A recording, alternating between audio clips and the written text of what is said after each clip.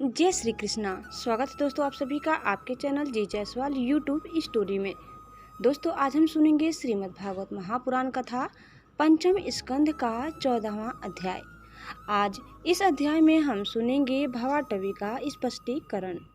श्री सुखदेव जी कहते हैं, राजन, देहाभिमानी जीवों के द्वारा सत्व आदि गुणों के भेद से शुभ अशुभ और मिश्र 3 प्रकार के कर्म होते रहते हैं। उन कर्मों के द्वारा ही निर्मित नाना प्रकार के शरीरों के साथ होने वाला जो संयोग वियोग आदि रूप अनादि संसार जीव को प्राप्त होता है, उसके अनुभव के 6 द्वार है, मन और 5 ज्ञानेंद्रियां।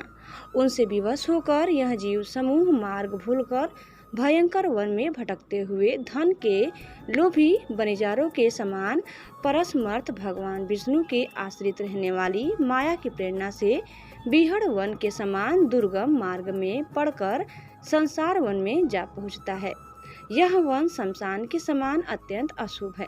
इसमें भटकते हुए उसे अपने शरीर से किए हुए कर्मों का फल भोगना पड़ता है। यहाँ अनेकों विघ्नों के कारण उसे अपने व्यापार में सफलता भी नहीं मिलती, तो भी यह उसके श्रम को शांत करने वाले श्री हरि एवं गुरुदेव के चरणाबिंद मकरंद मधु के रसिक भक्त भ्रमरों के मार्ग का अनुसरण नहीं करता। इस संसार में मन सहित 6 इंद्रियां ही अपने कर्मों की दृष्टि से डाकू के समान है। पुरुष बहुत सा कष्ट उठाकर जो धन कमाता है, उसका उपयोग धर्म में होना चाहिए। वही धर्म यदि साक्षात भगवान परम पुरुष की आराधना के रूप में होता है तो उसे परलोक में निश्रेयस का हेतु बतलाया गया है। किंतु जिस मनुष्य का बुद्धि रूप सारथी विवेकहीन होता है और मन वश में नहीं होता, उसके उस धर्म उपयोगी धन को ये मन सहित 6 इंद्रियां देखना, स्पर्श करना, सुनना, स्वाद लेना, सूंघना, संकल्प विकल्प करना और निश्चय करना, इन वृत्तियों के द्वारा गृहस्थ योचित विषय भोगों में फंसाकर उसी प्रकार लूट लेती है, जिस प्रकार बेईमानी मुखिया का अनुगमन करने वाले एवं असावधान वणिजारों के दल का धन चोर डाकू लूट ले जाते हैं। ये ही नहीं, उस संसार वन में रहने वाले उसके कुटुंबी भी, जो नाम से तो स्त्री पुत्र आदि कहे जाते हैं, किंतु कर्म जिनके साक्षात भेड़ियों और गिदड़ों के समान होते हैं, उस अर्थ लोलूप कुटुंबी के धन को उसकी इच्छा न रहने पर भी उसके देखते देखते इस प्रकार छीन ले जाते हैं, जैसे भेड़ियों गरेड़ियों से सुरक्षित भेड़ों को उठा ले जाते हैं।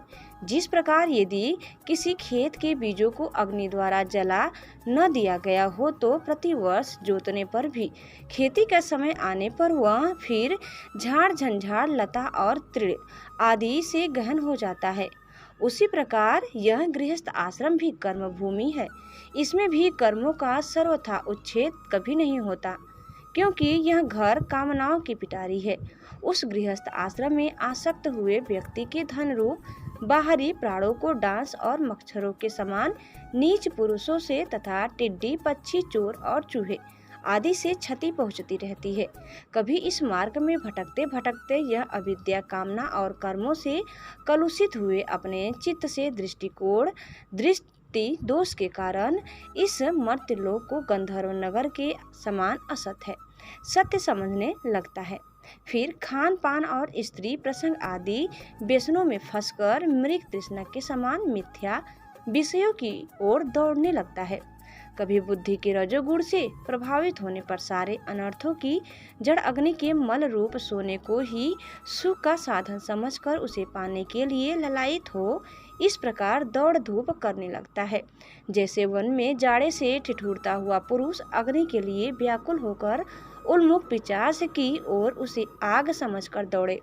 कभी इस शरीर को जीवित रखने वाले घर अन्न जल और धन आदि में अभिनिवेश करके इस संसारान्य में इधर उधर दौड़ धूप करता रहता है।